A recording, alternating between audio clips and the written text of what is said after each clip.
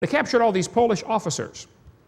They asked Stalin, what should we do with the officers? He said, oh, they're just Poles, execute them.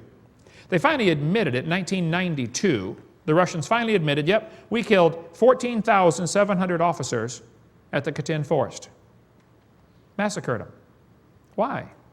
Well, if you believe in evolution, you think you're superior because they're just inferior. You know, it's really best to wipe them out. It's like pulling weeds. It's all it is. I think if you look at Exodus 21:29, it says if you have an ox that is known to gore people and be wild, you're to kill it. I think the biologists are going to go crazy over this one and crucify me, but I think there must be something like a mean gene, something in the genetic code that makes animals vicious or mean. Darwin believed in inbreeding. He married his first cousin, Emma Wedgwood. He wanted to have a superior stock. I know the Russians did experiments and are still doing it for over 50 years. They took wild foxes and said, we're going to try to tame the foxes. We're going to select for one trait only, gentleness or tameness in the foxes.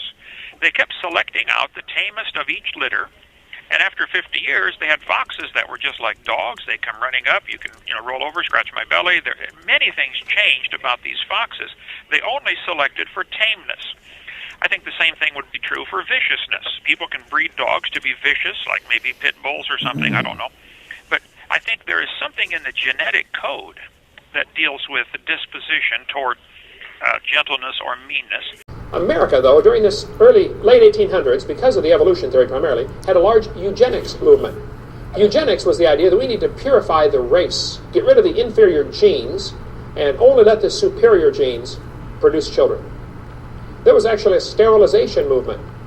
People who were mentally deficient were often sterilized. Couldn't have any children. There was a large eugenics movement until World War II broke out.